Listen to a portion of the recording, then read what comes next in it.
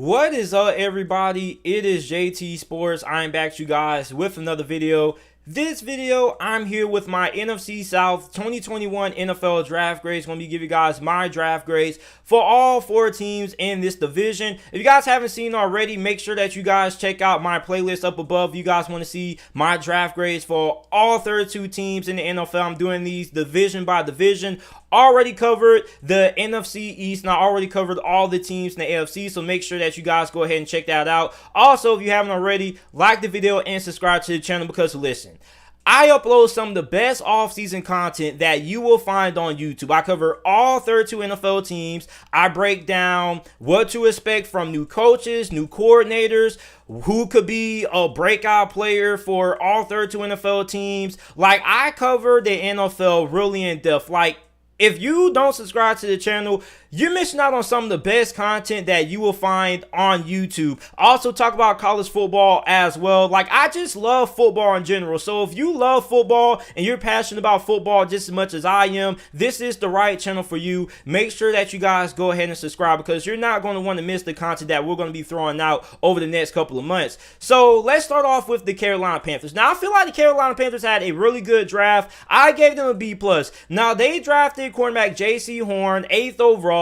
Now, it was really surprising because there were a lot of people out there that felt like the Carolina Panthers were going to double dip and that they were going to draft quarterback Justin Fields, because there were a lot of rumors circulating around that the Carolina Panthers had a lot of interest in Justin Fields, and Justin Fields was a quarterback that has been linked to the Carolina Panthers all throughout the draft process. The question was, will he be available when it's the Carolina Panthers time to pick? Well, he was on the board and they decided to pass up on him and they take J.C. Horn. J.C. Horn was ranked my best corner in this draft class. I feel like he was better than Patrick Surtain, and I think he's going to do a lot of good things in Carolina. And then I'm really impressed about how committed Matt Rule and the front office of the Panthers is to this defense, because last year they went heavy on defense in the draft and they spent their first selection of this year's draft on another defensive player. So I'm really excited to see how this defense for Carolina plays this year. Then in the second round, you select wide receiver Terrace Marshall out of LSU. I was really surprised that Terrace Marshall was not drafted in the first round, because this guy's a first round caliber talent. Now, I had a feeling that Carolina was going to end up taking another wide receiver, because now you give Sam Darnold another weapon.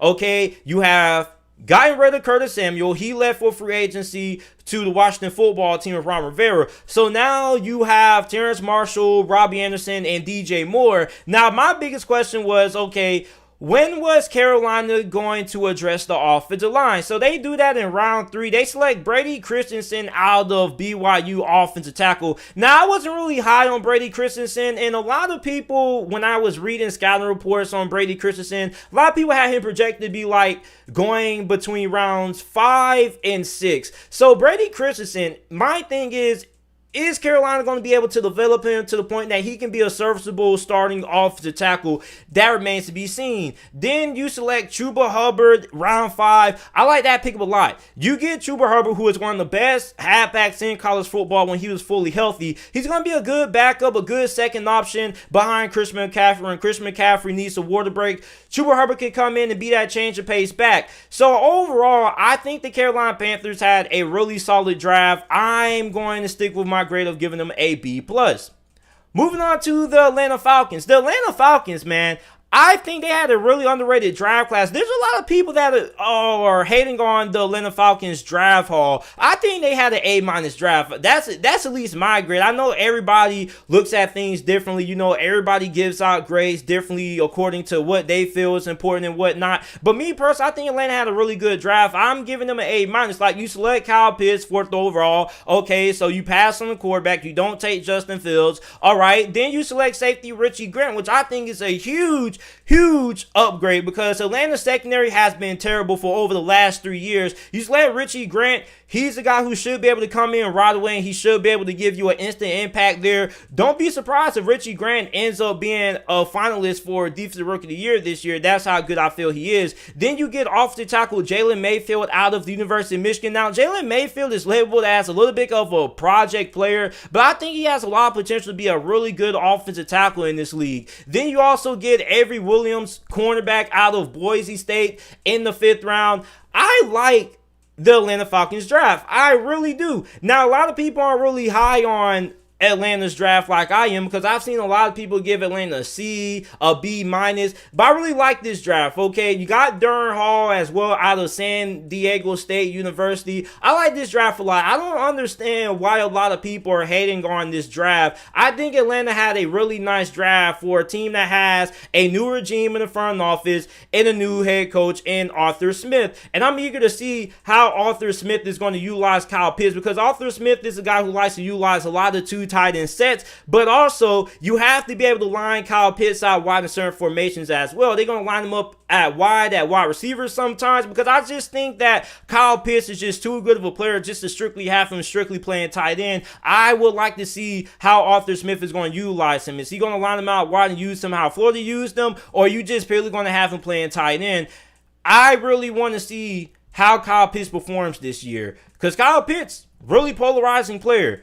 The New Orleans Saints are next. The New Orleans Saints get a B+ from me. I like their draft, and they didn't really have a lot of draft picks. Like, their draft picks that they had, I think they're going to get a lot of production out of them. My favorite was linebacker Pete Warner that they selected out of Ohio State, 60th overall. Pete Warner most definitely is a guy who could come in. He could potentially start day one for the Saints. You also get Peyton Turner, who was your first selection, 28th overall out of Houston. Okay, so now you're going to have a guy who's going to apply more pressure on Marcus Davenport, because they recently just picked up his 5th-year option. This is a make-or-break year for Marcus Davenport. I think Marcus Davenport at least needs to have a 9-sack or better season this year for New Orleans, because New Orleans gave up a lot to get Marcus Davenport. And Marcus Davenport, okay, he hasn't been bad, but I think at the same time, when you look at what New Orleans used to trade up to get Marcus Davenport, I think they were expecting more out of him at this point of his development. So you get Peyton Turner, okay, he's definitely going to be a guy who's going to push Davenport. You also get a guy who has a lot of upside as well. Then you get Paulson Adebo out of Stanford. Big physical corner, has a lot of good traits. I think he also is a guy who could potentially start day one on the opposite side of Marshawn Lattimore. Then my favorite pick was quarterback Ian Book. I think a lot of people are overlooking Ian Book, because you got to think, when ESPN was covering the draft and Ian Book got drafted, everybody just said, oh, well, he has potential to be a really good backup. Ian Book has a chance to end up being the starting quarterback for New Orleans this year. That may sound crazy, but New Orleans right now doesn't have a clear-cut QB1. Right now, it's either between Jameis Winston, Taysom Hill, and Ian Book. And listen, if you are a Saints fan, you should be rooting for Ian Book to win the starting job. The reason why is because, first, if Jameis Winston ends up being the starter and he ends up balling out this year, he's going to end up cashing out a free agency, which means you may not be able to retain Jameis Winston, or you may have to pay him a boatload of money, which is going to eat up cap space. If Ian Book ends up being really good, you have a quarterback who's on a cheap rookie deal. You're going to have a pretty good amount of cap space to continue to build up your roster. So if you are a Saints fan, you should be rooting for Ian Book to end up winning the starting quarterback job, and you're hoping that he can become your franchise quarterback, because if you do, you get a young quarterback that's only 23 years old on a dirt cheap rookie contract for over the next 3-4 years, which is going to free up more cap space for you to make more big free agency moves and trades. So I'm giving the New Orleans Saints draft a B+.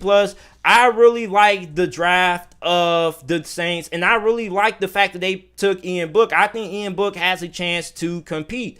So the last thing we have to talk about the Tampa Bay Buccaneers. Like the Saints, the Buccaneers didn't really have, a boatload of picks. Well, they had a good amount of picks.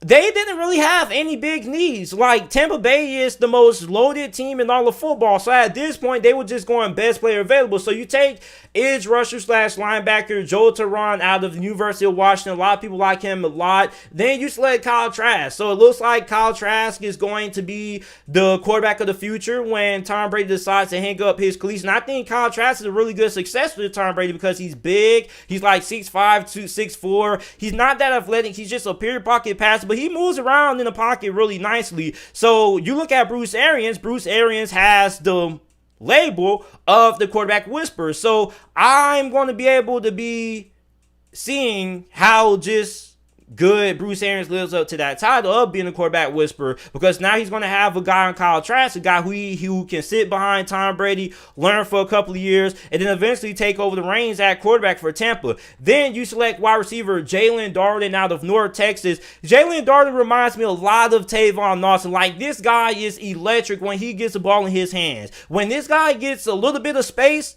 it's game over. Now, he is small. He's a little bit undersized, but I mean, he is just going to be a guy who you just give the ball to off jet sweeps, screen passes, short 5-yard slants and drags. All you really trying to do if you're Bruce Arians is just find a way to get this guy the ball. So I gave Tampa Bay an A-. I really like their draft. They got a lot of depth. They find their quarterback of the future in Kyle Trask. So this is it for my NFC South 2021 NFL draft grades. Let me know what you guys think about it down in the comment section down below. Make sure that you guys